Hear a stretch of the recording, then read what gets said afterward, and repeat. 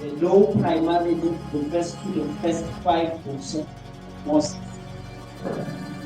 So eBhayibhelini nasikhuluma ngomthetho. Umthetho uthathela incwadi lesihlanu kaMoses. Yayibizwa kuthiwa yiTorah. Genesis, Exodus, Numbers, Deuteronomy. Oh, hallelujah. So the incwadi lesihlanu leti dakha lo mthetho.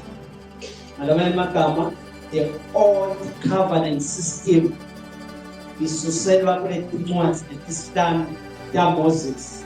Hallelujah. So ke la kulo mthetho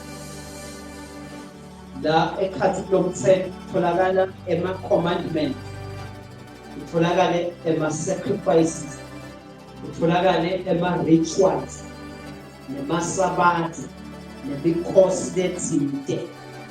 Dipho letitholakala kuleti ncwadi letisihlanu kaMoses lesithi umthetho, the law of Moses. When we see lasibona iBhayibheli lendlela liqhubeka ngayo, sisibona sekubhala abaprofethi, sekunema-Psalms and all the other books of the Bible from the Old Testament. All those books, they are derived from the 5 books of Moses. Lonke leto ncwadi leto laba bebabhala lokho bebakubhala bebakususela kule ncwadi letisihlanu kaMoses. Hallelujah. Number 2, even the prophets, they were correcting Israel because Israel bekaniketwe umthetho. Hallelujah. Since bekaniketwe umthetho uNkulunkulu, barebela labo baka-Israel, barebela against the law of God. Then uNkulunkulu wasivusa-ke baprofeta. So the Shumayelo yalabaprofethi beyibuyisela Israel to the 5 books of Moses. Hallelujah. That's how we define the umthetho uphethe letinto lesibala. Now by Jeremiah the prophet wakhe, he was trying to restore Israel back to the law, because uNkulunkulu unikete baka-Israel wabaniketa umthetho, akaniketanga bantu betinde umthetho. That's another thing that we must know. The law was given to the nation of Israel. It was not given to any other nation. uNkulunkulu wakhethela isizwe sakhe saka-Israel usinika umthetho. So I want us to read today Ephesians chapter 2. Maybe let's do from verse 11 to 15.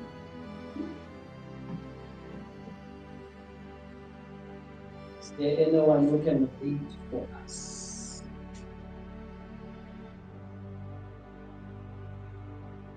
Ephesians 2:15. Umthetho nemiyalo nemisimeto nekuchitha khona.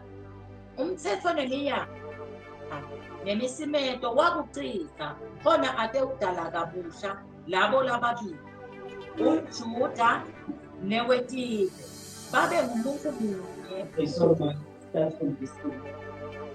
But remember verse number 15. We talk about the pretext. Maybe before you read,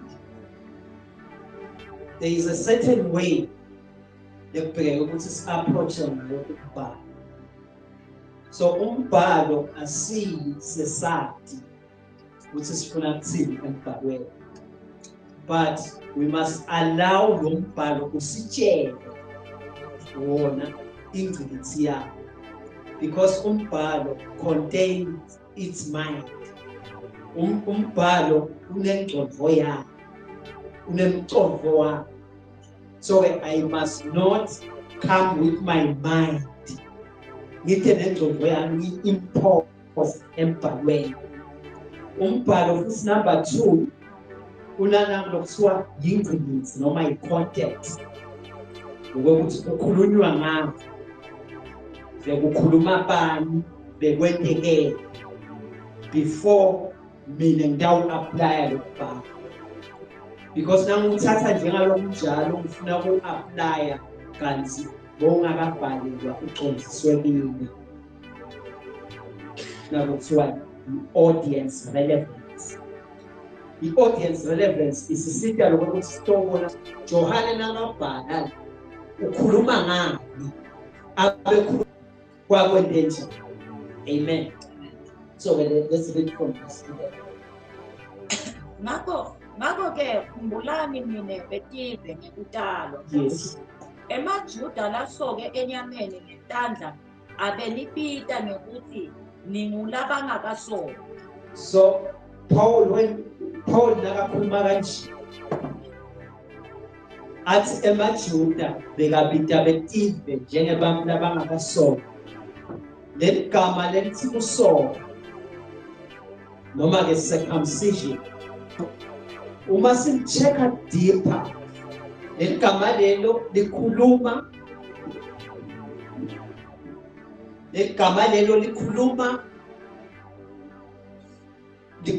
about a sign of a covenant. Likhuluma ngani nesiswati sithile but a sign of a covenant. Shothi yini leyo? Yini sivumelwano lesibhala besibonakaliso saso bekumle circumcision noma ke lokusoka. So nasifunza ke ku Genesis chapter number 17 kunanawe eBhayibhelini yokuthiwa the first law of mention lela khona sibona igama kukhulunywa ngalo kwekuqala. In Genesis chapter number 17 uNkulunkulu upita Abraham, not Abraham, upita Abraham ufuna ukwenza sivumelwane naye. Amen bazalwane. Uthi ke nakathi awenze isivumelwane naye uthi ke ufuna ukwenza sivumelwane sakhe naye uNkulunkulu asebenzisa the sign of a covenant which is the circumcision. Noma usebenzisa indoksoka as luphawu nale gama ngifuna luphawu lwesivumelwano. La siqala khona ke kuva about leli gama lelithi kusoka. So Paul la Ephesians chapter 2 verse number 11 nakakhuluma leli gama leli ulikhuluma ku-audience leyatiko kwekuthi when le matiko na Abraham. Oh hallelujah. So uNkulunkulu nakakhatha le covenant na Abraham angakabi Abraham kwathi ngakakuthi uNkulunkulu ende le covenant kumkhani ke atoba ngubani Abraham babe wesizwe ngana lesiningi. Oh hallelujah. And uNkulunkulu uthi this shall be a perpetual covenant through the generation of Israel. Lapho ke lasikhanza khona uthi emaJuda noma ama-Israel aniketwa lesivumelwano lesi ngeluphawu lwekusoka. Even Jesus Christ was circumcised on the 8th day. Oh hallelujah. Once naso malanga la 8 whether njani Jesu wasoka. Even na Paula nasiya kwasePhilip chapter number 3 kwapita kusipende njani Paula uthi nakakhuluma ngama-credentials akhe akhuluma ngobukhulu bakhe akhuluma ngokuthi yena uyiJuda. Amen bazalwane. Akhulume ngokuthi yena wesizwe sakaBenjamin. Oh hallelujah. So nakabala tonke letinto leto bese uthi ngasokwa ngelisuku lesiphohlobo, which means even Paul was a Jew ngekutalwa kwakhe. So ke uske Paul la betive bebangakasoki usiyati uthi mina betive ngekutalwa. Oh hallelujah. emajuda lasokile enyameni bekanipita njengabantu labangakasoka. When we interpret that verse there, uthi Paul siyathi ukuthi nine majuda lane covenant belipita bamfetive njengabantu labene covenant. So lokusoka njengoba ngisho ukusoka, it was a sign of a covenant. So the language that I sebenzisa uPaula chaza ukuthi bamfetive bebangakaniketwa icovenant kusetshenziswe legama lokusoka. Siyabuzana mfowethu. Ngicela uphize ukuthi. Yes. Ngakho-ke khumbulani ninebektive ngekutala uthi emajuda lasoke Okay, let's know la. Emajuda lasoke enyameni. Yes. ngesandla Yes. abenipita ngekuthi ningulabangakasoka. Emajuda lasoke enyameni ngetandla. Meaning emajuda laniketwe sivumelwano senyama. Because the old covenant it was the covenant of the flesh, and the new covenant still is the covenant of the spirit. Oh hallelujah. Uthi siyati uthi nine majuda lasoke enyameni ngetandla physical belipita laba betive njengabantu labangakasoka. Sithi ke lokusoka, it was a sign of a covenant, meaning Israel beyabo le covenant. Betive beyingabafana at all. So in other words, sine esingakabhekekanga ukuthi sensitive for temthetho, because umthetho ungakaniketwa thina njengabantu betive. Okay, ngicela ufunze verse 12. Nikhumbule nekuthi ngaleto tikhathi benihlukaniswe naKristu. So we were outside Christ. So umfetive was outside Christ. Oh hallelujah. That is before the cross. Jesu angakayi esiphambanweni umfetive bekangaphandle. Outside the vicinity of Israel. Angaphandle kwembuso waka-Israel. Oh hallelujah. So lamanye emavesi atawuthi betive bebakhashane. So lokhashane is not geographical, but bebakhashane macondzana nesivumelwano. Because they were mingling with the Gentiles. Oh hallelujah. The citizens of Israel vele besiphila nabo bethi, but lokupenda kusibabe khashane, it is the covenant. Because uNkulunkulu bamfakhe bekaphansi ngesivumelwano nakasente nabo. Oh hallelujah. That's why they were far away. And they were not given any covenant, and they were without God. Nasifunza uMatthew chapter 15 and verse 24. Umfati waseSidoni uya kuJesu ucela ukuthi mana amphikisele indodakazi yakhe amen. Siyasathi le story ngithi hallelujah.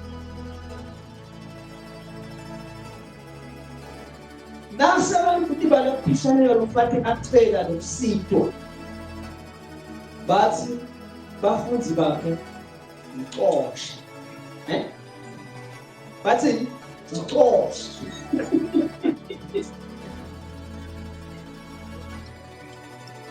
Jesu uthini? Uthi Jesu ngeke ngithathe ukudla kwabantwana benu unikethe titsha. Because abewetive noma akangenzi. Oh hallelujah. So our defense outside the covenant. So lo muntu outside the covenant, according to the language, the Jewish language, noma the language of the covenant, he was referred to a dog, reduced to a dog. And leli gama dog, according to la, members of what? Likhuluma about an outsider, umuntu wangaphandle.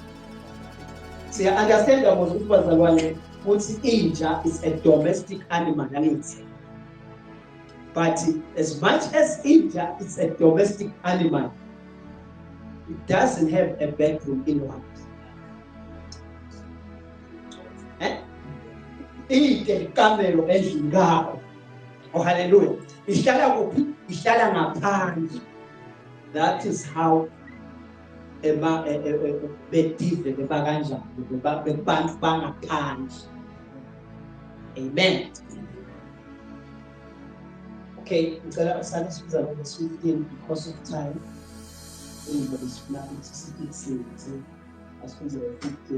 Umthetho nemiyalo nemisimedo wakuchitha khona ate udala kabusha labo lababili, umJuda newetibe. Nalo-ke leli gama esiNgisini litawuvela lithi lokuchitha, it's to abolish or to destroy.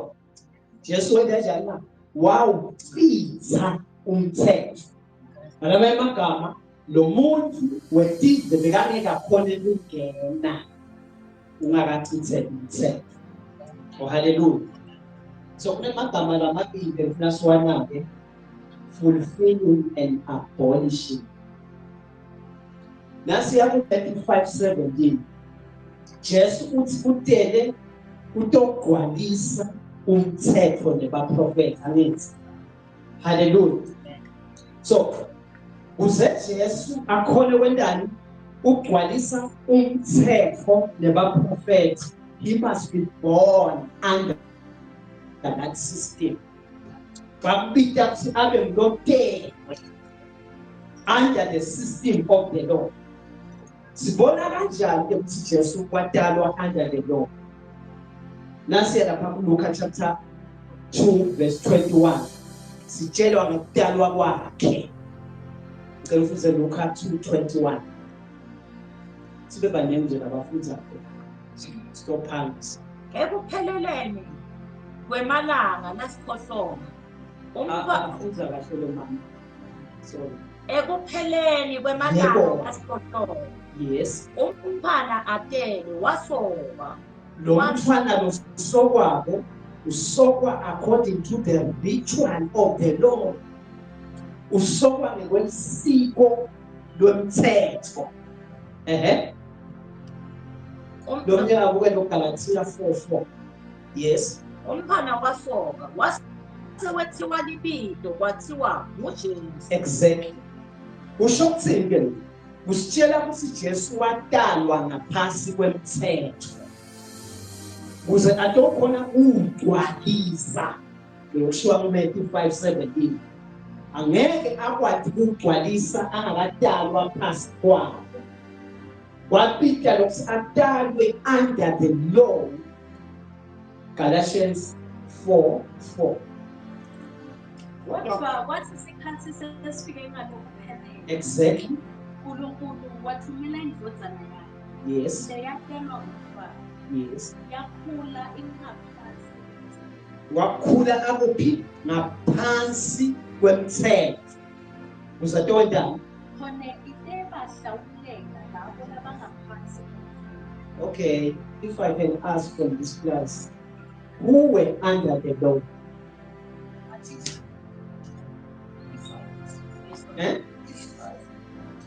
So now Babem Konda now interpreter le then sense me as my listen it.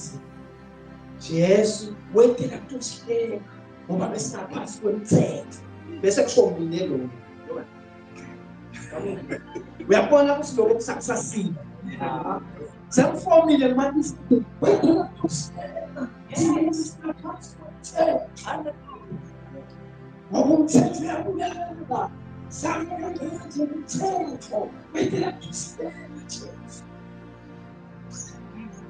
By so doing, it means angakwadi to examine the scriptures. Ngoba umbhalo uyadadishwa. Before ngisukume nje noma lapha ngendlu yokhuluma. Oh hallelujah. Audience relevance. Ukukhuluma bani, ukukhuluma nabo bani. Amen. So it is a verse number 4. Well, that's what was Kodwa bathi isikhathi sesifike ngalokuphelele. Sesifike ngalokuphelele. uNkulunkulu wathumela indodana yakhe leyatalwa ngumfazi. Yes. Yakhula ingephansi kwemthetho. Yes. Khona itebahlawulela labo labangaphansi kwemthetho. Itobahlawulela labo labangaphansi kwani kwemthetho. Kuze nathi semukeleke njengemali. Kuze nathi. Yabo unabo we nabo us. So nabo we nabo us ungadifani wena. Okay. Ba akhulunywa ngawe. Kukhulunywa ngale audience lebe eyibhalelwa at that time. Ngabe seke wena sokungena ecatshulweni ntando. Without distort meaning yembhalo. Hallelujah. Isangbalona. Ucela ukwele base basa Roma 15:8 basa 15:8 isekwele.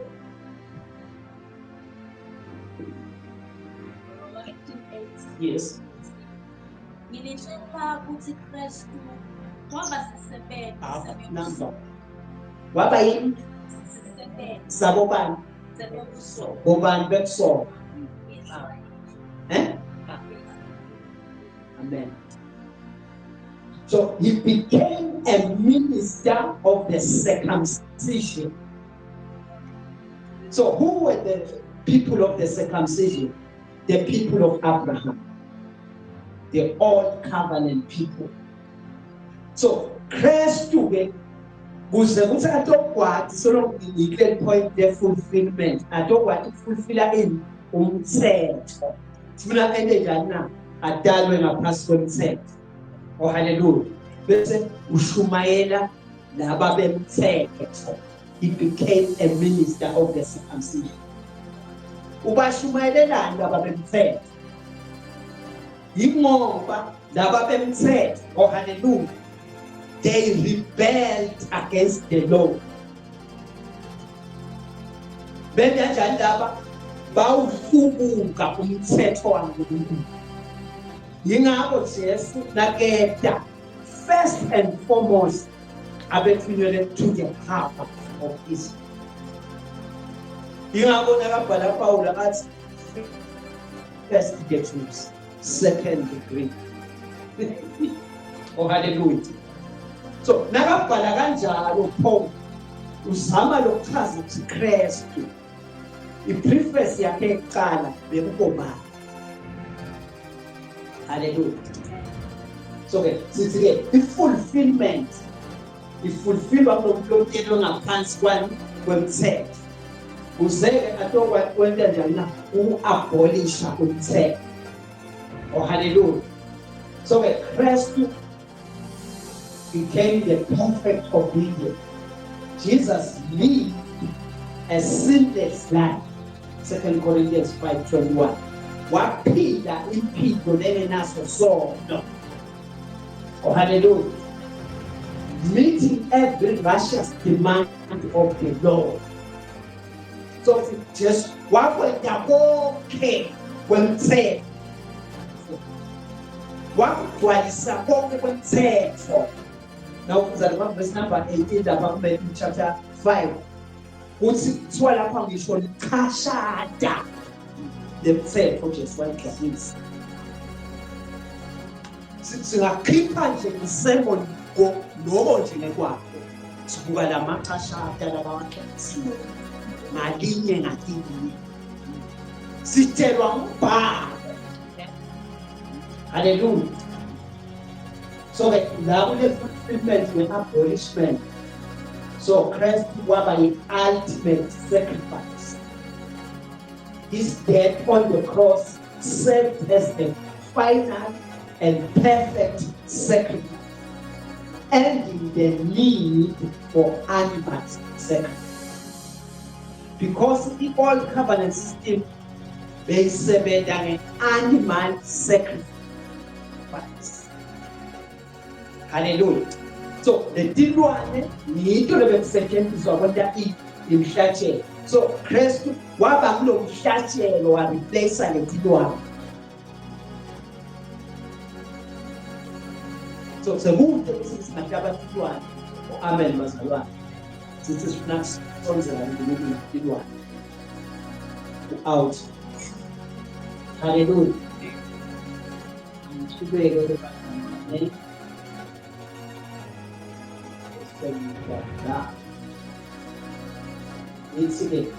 the new covenant was a promise to the nation of Israel. This is my other subtopic. Hallelujah.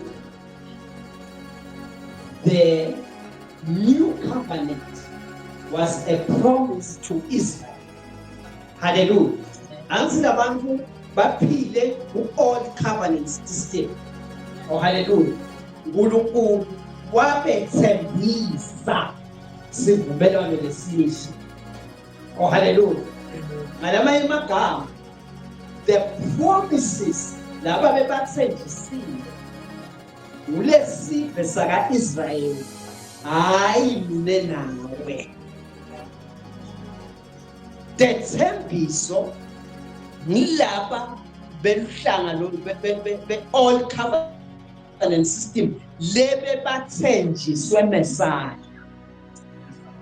Uthi Moses Deuteronomy 18:18, I will raise up a prophet among you. Ngitawuvusa umprofeti emkhathini wenu lo njengani.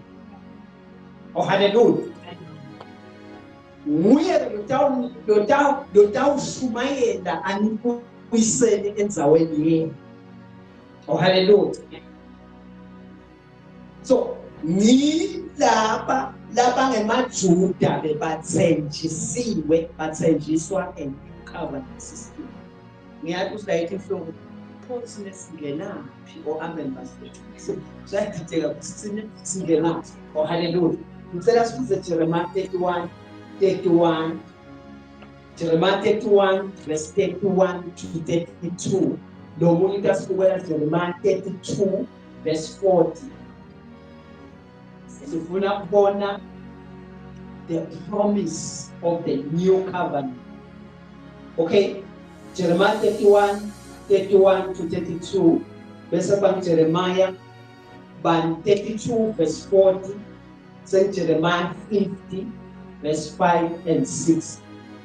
Shakhtele ke bazalwane. Simakade uthi Sikhathi siyeda la apho ngiyakwenda khona sivumelwano lesisha. Twebela lesivumelwano lesijana lesisha. Hallelujah. Audience relevance. Ukhulunywa nabo babi. Jeremiah ukhuluma uprofeta nesibe saka Israel. Nakakhuluma. Qhubeka. Okay, wena usifuzela Jeremiah 31 verse. Makwaka usifuzela Jeremiah 32 verse 40. Make vdaka usifuzela Jeremiah 50 verse 5 and 6. To shakte.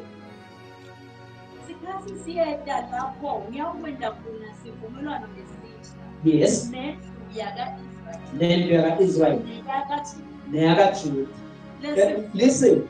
Sivumelwano lesisha sithokozela nabo bani?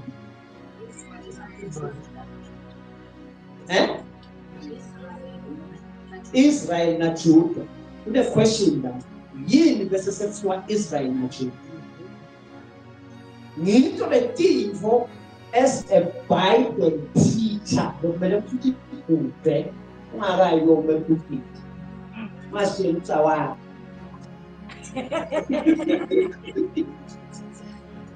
Hallelujah. Because ekuhambeni kwaso isizwe sakwa-Israel sase splitter into two. Kwaba ne-Southern Kingdom ne-Northern Kingdom. So le ndlela sekubhalwa ngayo uNkulunkulu ufuna ba-restorisha labantu babuyele babe munye. But sesingeke sisangena lokho kule First Kings nasifuna ukubhubha kahle.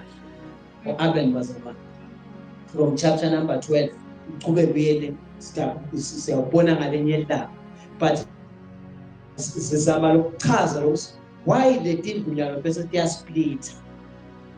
Oh hallelujah. Now we are le Jeroboam na Rehoboam icala lapho le nkingi siba splitter siba ne Northern Kingdom ne Southern Kingdom. Asicrele benye this but besifuna ukuveta ukuthi the new covenant itsenjiswe bobani. Lesivumelwano So kuzaba libe manje or verse 32. Okay, yes. Lesivumelwano singeke sifanane naleso lengasena nabo yisifuna. Manje wena usifananisela lesisha nalesi lesizathu. Kanti kuthiwa ngeke size sifanane. Hambe yolanza inshumo ndifuna ukuletha ngalapho lokusha.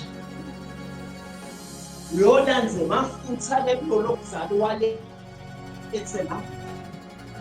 Uyolanze milotha lento iletha ngayo.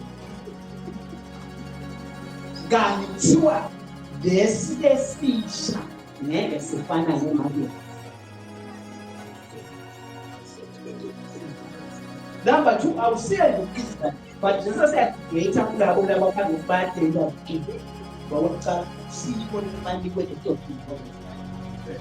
were not entrusted in other people.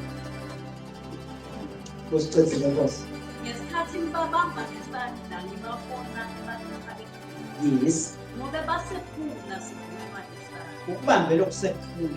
The decision established just because lesizala basephulile. Yebo mfundisi especially. Manje ke wena ubuyela njani? Enfende labanye nakhona nongakathi bahati siyabekhula kanje. Okay. No me ngiyimfutha yakho.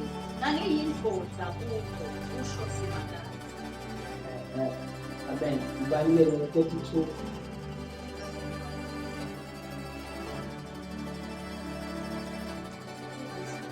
Yes. Niyakwenda nabo sivumelwano saphakathi. Yes. Ngeke niyekele kwenda lokho. Money. So the new covenant is an everlasting covenant. So the prophet utshela lapha uthi khona into yenhle yakho. And it is an everlasting covenant, everlasting grace of God. So Musa lo ngancamile, Musa waphakathi. Aphindze nje uhlabelele ingoma ukuthi hawu siyaphela isikhathi somusa.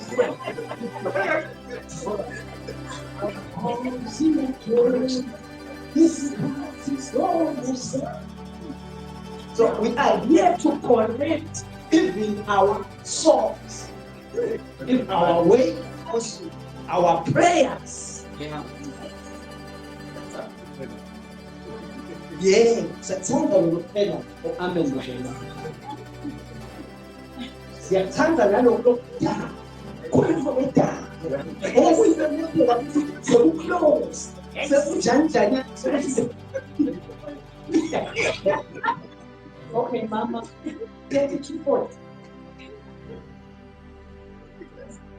Okay, I will make with them an everlasting covenant. Yes. ngiyekele kwenza lokuhle kubo.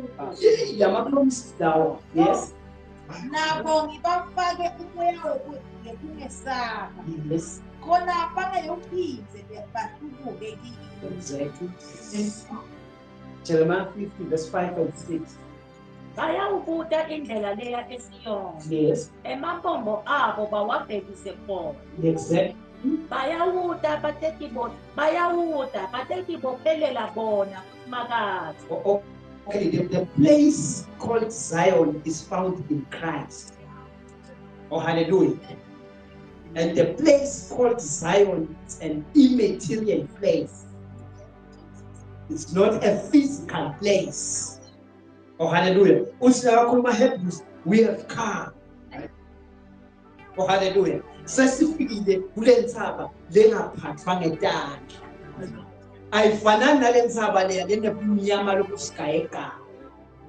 Lo bebenta abantu besabe. And bebangakafanele ukuthi bende njani na bakhuphuke. Ukhuphuka Moses yedwa bona they remain at the foot of the mountain. Oh, hallelujah. Abayathi experience yentsaba. Oh, hallelujah. Because Moses was their mediator. But new covenant, our mediator is Christ Jesus. So spaka khona. Okay.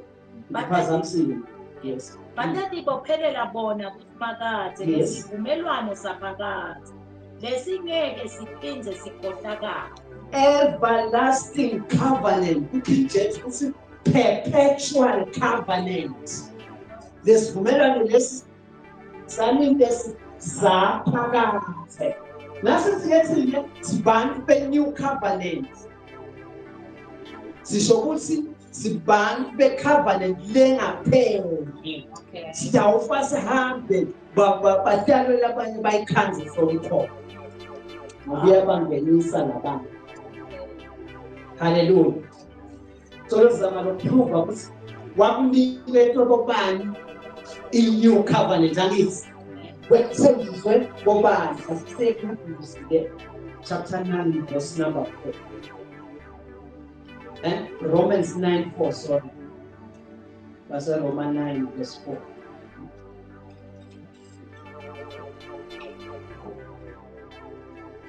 Ema-Israyeli sive sankulunkulu basenda emadvodzana abo. Number 1, wasenda emadvodzana akhe.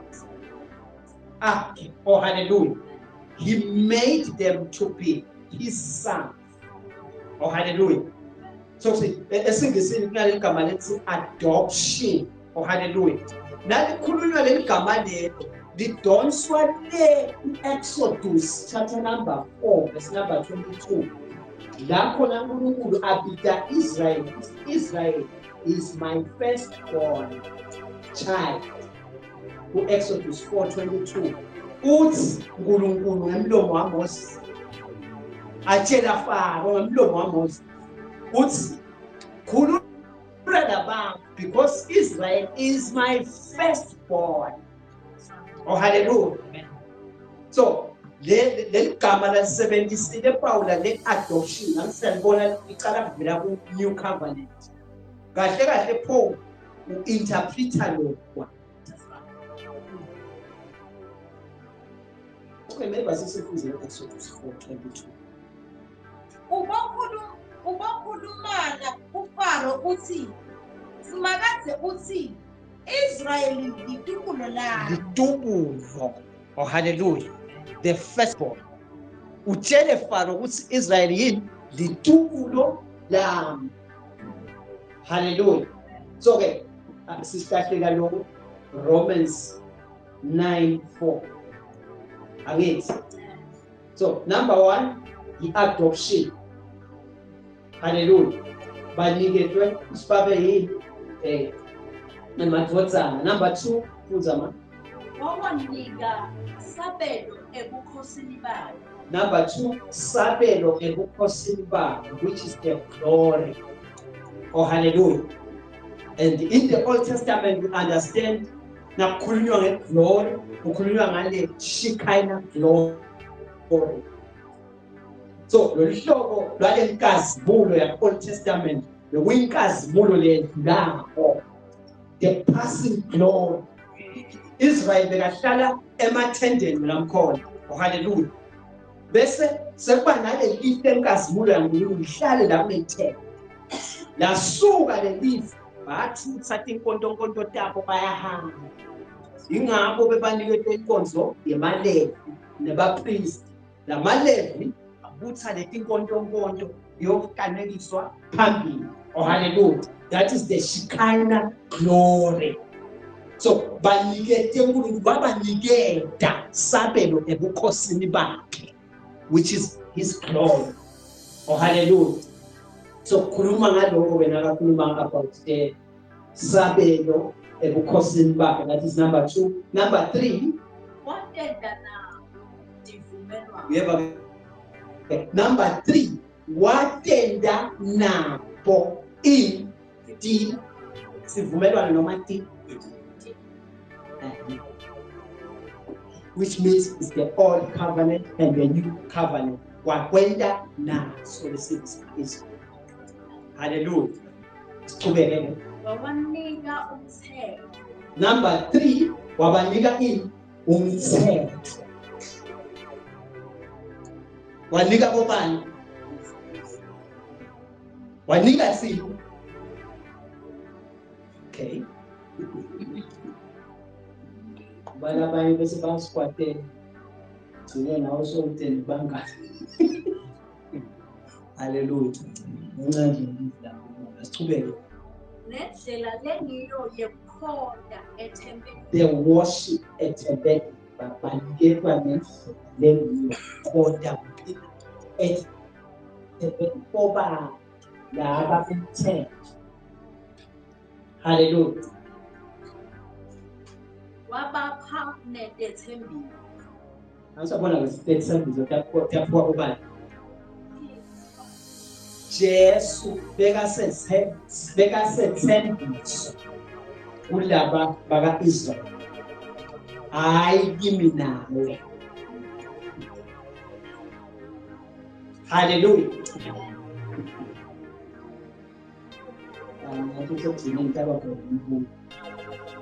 Hallelujah. Bese sikuphi bazalwane. Okay. Besizama kuchaza le thing bona ngibuka. Thing 5 annex. 6. Symbol adoption. Number 2. Yes, number 3 covenant. Number 4, giving of the law. Number 5, service of God. Number 6, promises. Oh, hallelujah. We give of 30 million. Oh, hallelujah. So let's read the Ephesians chapter 2. Still on hallelujah. Verse 13. Kodwa nyama nina lebe nikadze nikhashane nabo. Angisabona nje lokuba khashane angisichaze ukuthi akusho ukuthi lokhu ubeka nepitoni uNkulunkulu ali noma Jesu ali o-amen. Bekusho lokho ukuthi yebo abede lesivumelwano. Yiko lebekwenza ukuthi babe khashane. Yes, qhubeka. Senimunye uKristu Jesu.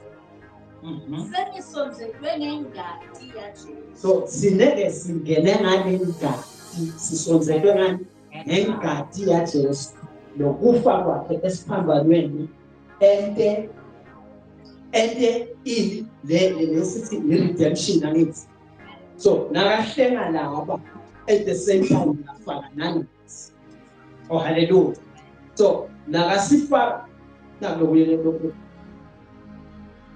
akenda lesivela lesisha na Israel na Juda usenda ngemvumunye lokunje Jesu Kristu angithi.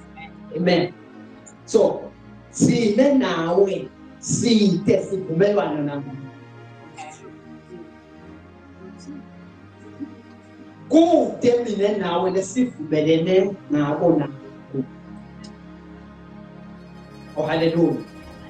But mina nawe singema byproduct alesivumelwano lasende na Jesu. Tozana amagama sibandwana bani balesivumelwano sitelwe kulesivumelwano lesisha. So siwumphumela because sivumelwano sinema terms nema conditions. Hello? Wena njena singasibani nesivumelwano naNkulunkulu ungabreaka kusukela lapha lasukwala ububreaka lama terms and conditions ngoba ngeke vele wamithe. So Jesu waba nguye lekubonakala ukuthi awubantu konjani umitha lama terms and conditions of the covenant. Kuyabakala bazalwane. Mina nawe side sivumelana nami. But sibandwana labadelwe ngaphansi kwalesivumelwano. Oh hallelujah. Umntwana wakho unaso sivumelwano nawe.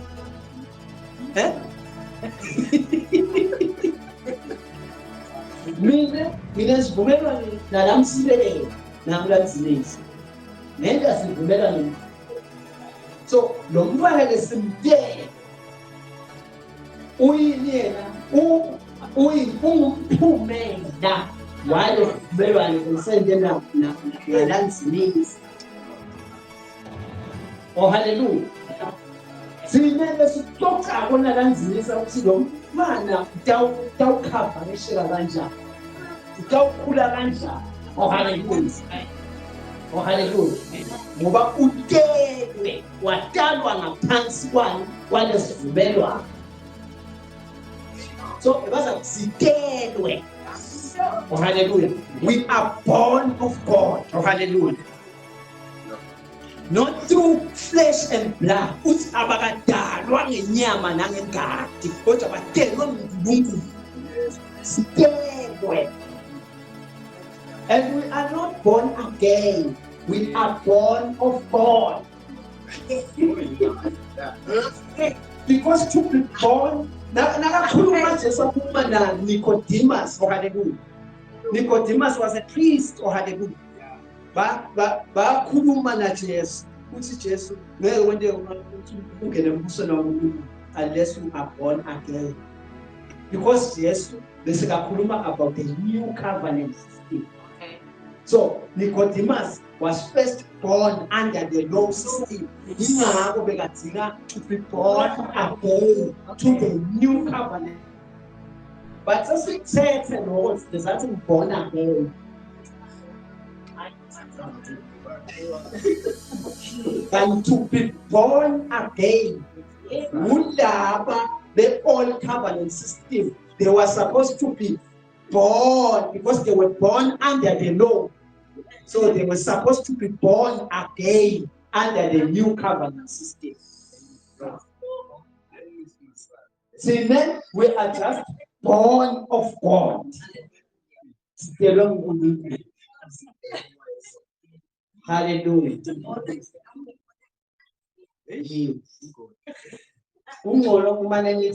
I am born of God. The law was temporal and fading away.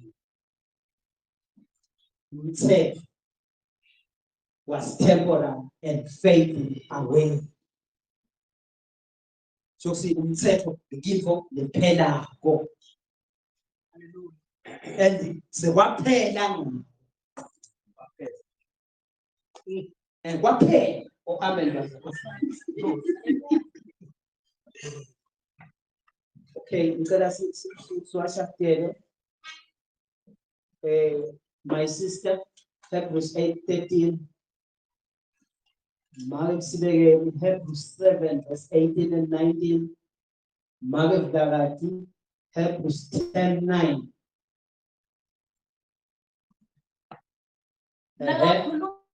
This is for the May. Dolo. The Hebrews 10:1. Ngikulanzelana yes. Nakakhuluma Oh, ngezivumelwano so asisize verse. It's the Hebrews 8:13. Ngathi Hebrews 7 verse 18 and 19. Ngizamile nje ukuthi nasiyakubase Hebrews kube kancane. Ngiphize kubhale Hebrews 8:13. Hebrews 7 verse 18 and 19. Hebrews 10 verse 9. Lapha sithi the law was temporal and fading away. nakakhuluma ngezivumelwano lesi Yes. uNkulunkulu kusho ukuthi lesi sekucala sesibhala Lidinake leligama lethi sesitsala. Esingisi ukuthi obsolete. Lamanye athi decay. Lamanye athi expired.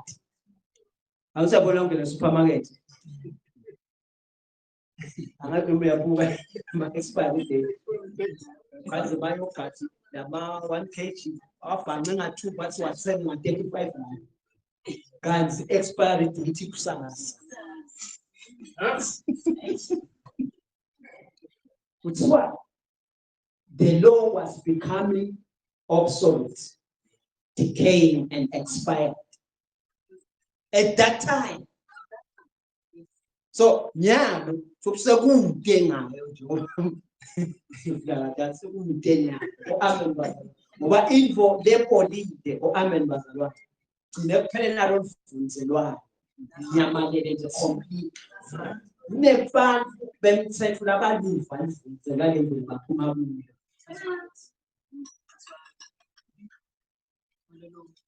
Because uphuma le emthethweni befanele ukuthi balunyulwe. The apostolic church, this is an apostolic church. Umgomo wabo bekukulumula Israel. Amlumule lamthethweni atongena lamseni waNkulunkulu. Incwadi yezenzo it's a transitional book. Incwadi yetinguquko. Asikwazi uku-establish asifundiso ngayo. Ngoba leli bandla lisafunza lisuka uthi Paul nakakhuluma nina nisebantwana. So belicathuta. Uthi ngisathi ngalibisi. Lo libisi kuyokuthi baphuma naso. Kulo mthetho. Balethwa la kulo musa. So nabafika la umusa funa bacathule ke ngoba bebajayele letinto leti physical. Bafuna kubona. Bafuna kuphatha. Oh hallelujah.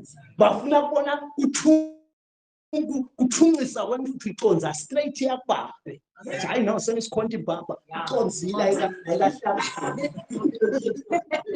Khule kwami ivakele ngoba konza wasimbo nangemhlatshelo. Awukahliphiki nje kwaba imfuthi le nto akanje. Ngoba bona bafuna ukubona. Oh hallelujah. Glory to Jesus. Okay, Hebrews 7, 18 and 19. Umyalo wekucala sewubekwe eceleni ngenxa yebuthakathaka bawo. So the law has been put aside because of its weakness.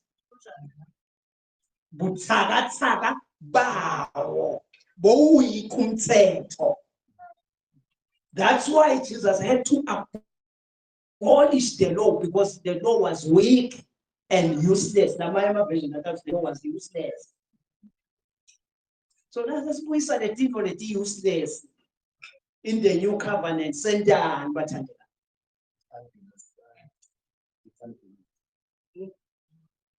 kunaphela mkhonza thatha ivesi ugijime nalo ngoba nisembize sokugijima nje le ajabula bazona hayi le ngomlazi konke haleluya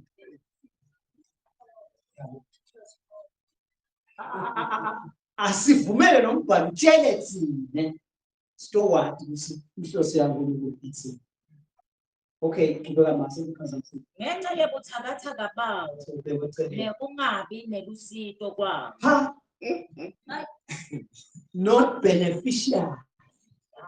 Delusito uwe umthetho. Netitho letithethe umthetho bathanda ngani uthina ukukhuluma letinye zazo okameni bazalwane. Uvakale ngazi powerful. Oh hallelujah. Believe in the Lord your God, you shall prosper. Oh, believe in the prophet, you shall prosper. Oh, hallelujah. Believe in God, you shall be established. And believe in the prophet, you shall prosper.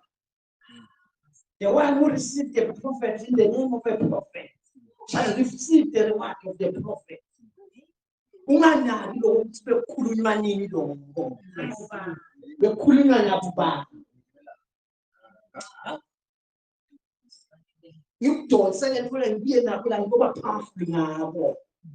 Ganza apply this. Oh hallelujah. In the new covenant as prophet. Yes. That's right. Because, oh hallelujah, the prophets were pointing towards Christ, oh hallelujah. Now the prophets are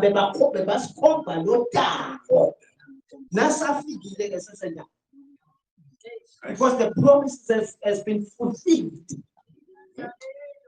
Then why are we prophesying? Because now we are living in the fulfilled promises. The only way I am prophesying is when I rightly divide the word of truth. That's the way I am prophesying to you. Now, that is prophet. Because prophecy is teaching.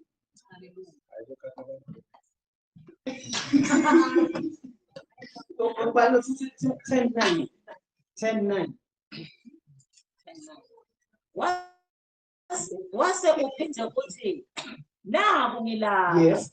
ngitokwenda inthando yakho. Yes. Uchitha kwekuqala khona He kwekuqala. abolished the first in order to establish the second. Hello? Uchitha kwekuqala khona atomisa lokwesibili. Yes. Uthina second Samuel 14:14 eman lesachithekile ukuthi lo waphiza waphiza. La sachithile sangibani ukukhona kubutha aphinza abuyise ngathi. Hello? Mujesu lona lo wendani lo establisha the second. But for him to establish the second, he must abolish the first, which is the law. I'll set it aside to say, Hebrews 10:9. Okay. Hebrews 10 verse 1. Umhlatshelo lomuKristu lo ngewesibili. Umthetho usifundisa intfo letinhle letetawukwini. The law was a shade of good things to come, which was to come. Oh, hallelujah. Umthetho wesithundi. Oh, amen bazalwane. Nangimala ngaphandle oh amen bazalwane. Utaba nani lesithundi sami. Oh, hallelujah. Hello? But lesithundi sami eziphakama lelanga. Stange kuncipha lesithundi gcine singasabonakala gcina kubonakala mina. Sithundi ngeke wabone emehlo akho esithundini. Ngeke wabone ama features akho esithundini.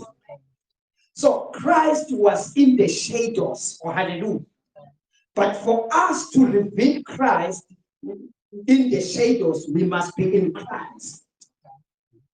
And take the light of Christ and begin to light him. So can you say that in Old Testament? Oh, now Christ is now Christ is now Christ. Says simbona la kule tithundi. Simbona njena lo kanjani. Oh, isithundi lesimchaza kanje. Lesithundi lesimbheda kanje. Hallelujah. So the law was a shadow of good things which was to come. At that time, it was to come, but now it has already came. Okay, Romans 5:20, Romans 10:1-4. I interpret this, but don't get it. Today, Romans 5:20 and Romans 10:1-4. 5:20. Umthetho wefikela kwanzisa siphambulo. Ha. Yena bakithi. Hayi sayisifuza nje. Kodwa ngekwanza kwesono nemusa waNkulunkulu Wanza kakhulu. Ngikwanza kwesono umusa wanza kakhulu. Uzibone ukuthi umusa wanza kakhulu lokhu sekunami nawe lapho umusa. The grace is expanding. The grace has opened its door for everyone. There is no more Jew, there is no more Gentile, there is no more female, there is no more male. Sonke sesimunye kuKristu. Nasanza sono sibanga lokuthi kwanza umusa. So umthetho wetela kutowuvila kuthi sono yini. Yeva ibazalwane. Because ensimini yase-Eden, uNkulunkulu bekathi ku-Adam angadla noma ngabe msiphi isihlahla ensimini kuphela kwesihlahla sekwathi lokuhle nalokuba ngithi angadla sona utawufana kufa. Nakhuluma ngetihlahla lelanga akhuluma ngesihlahla physical. Azange Adam adle lapho.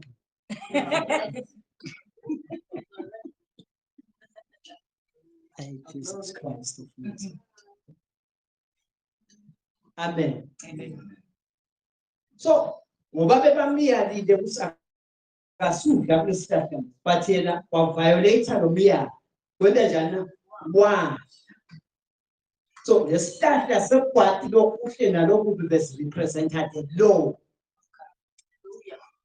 Then lesihlahla lesi sekuphila phakathi lesiboleza Kristu.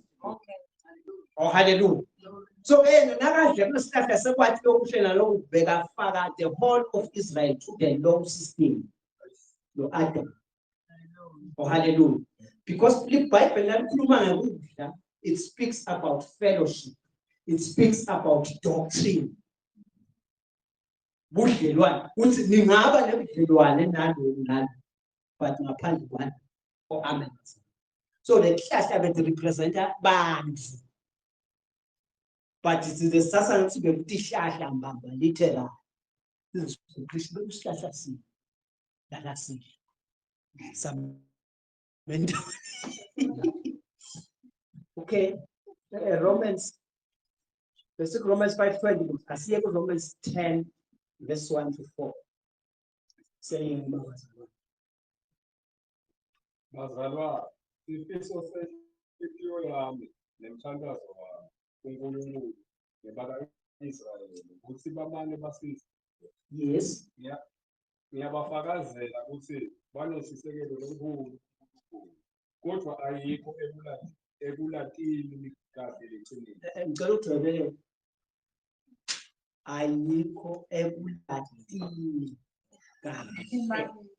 Yabona ebulatini kanjani? Kahle leqiniso. Banani bona? Baneshiseko, but ayikho kuphi ebulatini kahle. That's why we are learning bazalwane. Sifuna lokwathi kahle. Sathi leqiniso kahle. Because usho na lwazi. So knowledge is God. Hallelujah. Because once you arrived into total knowledge, you are resting in Christ. So uyaphumula, usasabita huku, usasabi. Nangabe upita kusulale kuse uyalala kuse, ungakathandazi. That's true. Because you have total knowledge. The prayer you are praying, you are not praying to seek God. Awuthandazeli ukuthi ufuna uNkulunkulu, uzofuna nasetinzabeni. Kanye uNkulunkulu uhlala nakuwe. Akula kuwe. You just connect with him anytime, anyhow. So, sebane sise but sise ingekho ekuladili kahle leqiniso. That is knowledge. So they were knowledge, they were lacking the knowledge of what has come. Bebede lwathi lwalokusebenza bafikele bona bebasolo bafuna kuloform abaform izomthetho. Dikhwepha tabo bendethi into ngekhwepha tabo. Kani bese sithiwe bona they must rest. Okay, sichubeze iqedze make sitofa. Ngoba bengakwati kahle ukuthi ubheka uNkulunkulu. Yes. Bafuna ukuthi misela lokhu ekwabo. Utimisela lokungekwakho. Angenelani mina mina ngentana. Akhanza bogogo omkhulu bentana. Ebazalwane. Results ungawathola amen bazalwane. But lama results akasho ukuthi kuyiqiniso. Okay.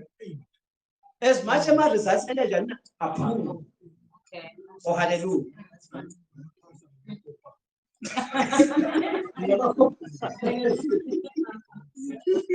as results kuwathola. Hayi kuyangisebenzela mina. Bayivula iminyaka. Amen bazalwane. Ngifastile nje ngabe sengenza isacrifice nganikela so much wavuleka iminyango lokho ivulekile leminyango but the principle is wrong. It doesn't matter you have applied this thing but you don't, it's not the truth. Ngamanye zathi awasho ukuthi ngasambona John 1:17 uthi Jesu uthi manje uthi John umthetho wetanga Moses bese uthi umusa neqiniso. So leqiniso umusa usibeka eqinisweni usisiladi kahle iqiniso ngoba ndawuladi iqiniso ndawuladi nawe menalo iqiniso ngeke uzukhululeke. Now shall we they send it later something send to better so yes so tipo p outside as a point and I was a band it's not going to have I was made like some about you. Send about push away the man. You got sacrifice. Members are now shy, but that's a very difficult. This is what I'm looking at.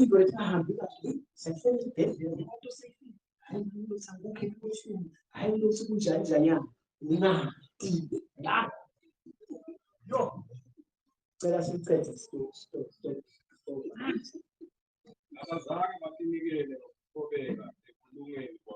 yes. Christ Son sent. Oh, hallelujah. He is the end of the Lord. He is the Omega of the Lord. Now, see, you are Alpha and Omega. It speaks about the covenant. They're going to go and Alpha and Omega. The beginning of the covenant and the ending of the covenant. Not the end of the world. No. God says it's